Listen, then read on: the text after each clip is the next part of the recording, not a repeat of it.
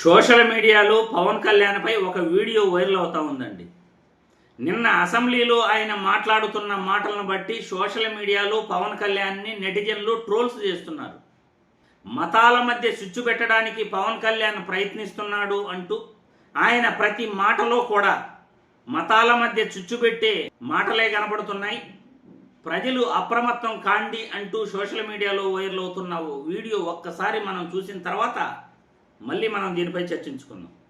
ఇది ధర్మానికి సంబంధించిన విషయం. ఇదే ఇష్యూ కనుక, ఇదే సమస్య కనుక ఏ ఒక్క మతానికి జరుగుంటే, హిందూ ధర్మానికి కాకుండా, వెంకటేశ్వర వారికి కాకుండా ఇంకెవరికి జరిగినా కానీ ఈ దేశం గగ్గులై ప్రపంచం అంతా గగ్గులు పెట్టేసాం. సమస్య ఏముంటుందంటే ఇది మన ప్రతి ఒక్క హిందూ కూడా ఆలోచించాల్సింది. ఏం మాట్లాడాలి దీనికి ఒక్కటి కూడా ప్రజలకు తెలియజేయాల్సింది విషయం. ఇదే వేరే ఇస్లాంకి జరిగిన క్రిస్టియన్. చూశారు కదా, అసెంబ్లీలో మాట్లాడాల్సిన మాటల ఇవి, ఒక లీడర్ మాట్లాడాల్సిన మాటల ఇవి, ఒక పార్టీ అధ్యక్షుడు మాట్లాడాల్సిన మాటల ఇవి, ఒక నాయకుడికి, ఒక ప్రజాప్రతినిధికి అన్ని కులాల వారు ఓటేస్తారు, అన్ని మతాల వారు ఓటేస్తారు. ఒక కులం వాళ్ళు, ఒక మతం వాళ్ళు ఓటేస్తేనే ఆ నాయకుడు అధికారాన్ని చేపట్టడు. అధికారాన్ని ఏ నాయకుడు చేపట్టలేడు ఒకే కులం వాళ్ళు ఓటేస్తే. మరి సోషల్ మీడియాలో వైరల్ అవుతున్న వీడియోను బట్టి, పవన్ కళ్యాణ్ నిన్న అసెంబ్లీలో మాట్లాడిన మాటలను బట్టి ఆయన ఖచ్చితంగా మతాల మధ్య స్విచ్ పెట్టేదానికి మాట్లాడుతున్న మాటలుగానే అవి అనుకోవచ్చు.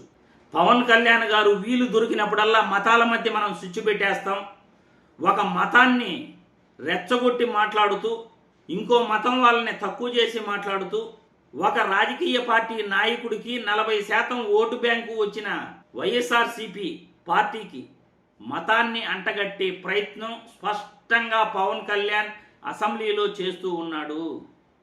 తిరుమల లడ్డుపై అసత్య ప్రచారం చేయటం వెనకాల ఎన్నో కారణాలున్నాయి, ఆధారాలతో సహా మనం చెప్పాం.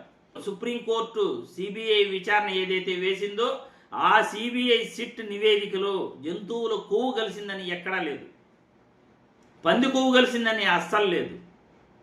కానీ చంద్రబాబు గారు, పవన్ కళ్యాణ్ గారు జంతువుల కొవ్వు కలిసిందని నిరాధారమైన ఆరోపణలు చేశారు.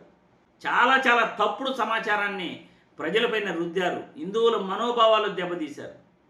అంతటితో ఊరుకోలా, బాత్రూమ్కు వాడే కెమికల్స్ కూడా కలిసాయి అన్నారు. కానీ మొట్టమొదట జంతువుల కొవ్వు కలిసిందని ఎక్కడి నుండి రిపోర్టు మొదలైందంటే ఏఆర్ డైరీ నుండి 2024 జూలై 7వ తేదీ 12వ తేదీ వచ్చిన 4 నెయ్యి ట్యాంకర్లు ల్యాబ్కు పంపించి టెస్ట్ చేసిన తర్వాత చంద్రబాబు గారు, పవన్ కళ్యాణ్ గారు ఆ మాటలు మాట్లాడారు. 2024 జూలై 7వ తేదీ 12వ తేదీ ఎవరు అధికారంలో ఉన్నారు? కూటమి ప్రభుత్వమే, పవన్ కళ్యాణ్, చంద్రబాబు నాయుడే అధికారంలో ఉన్నారు. జూలై 7వ తేదీ 12వ తేదీ రెండు నెయ్యి ట్యాంకర్లు, 4 నెయ్యి ట్యాంకర్లు ఏఆర్ డైరీ నుండి వస్తే వాటిని రిటర్న్ పంపించేశాము, అందులో కల్తీ ఉంది అని వీళ్ళు ప్రెస్ మీట్ పెట్టి మాట్లాడిన వీళ్ళు రిటర్న్ పంపించాము అన్న నెయ్యిని వైష్ణవి డైరీ ద్వారా మళ్ళీ తిరుమలకు రప్పించి ఆ నెయ్యిని లడ్డూ ప్రసాదంలో వాడారు అంటే ఇది చంద్రబాబు, పవన్ కళ్యాణ్ ప్రభుత్వం చేసిన మహాపాపం కదా అని నేను ఈ వీడియో ద్వారా ప్రశ్నిస్తున్నాను. తప్పు చేసింది వీళ్ళు, అబద్ధపు ప్రచారాన్ని వైసీపీపై నెడుతున్నది వీళ్ళు, ఆధారాలతో సహా క్లియర్గా అన్నీ కనపడుతున్నాయి.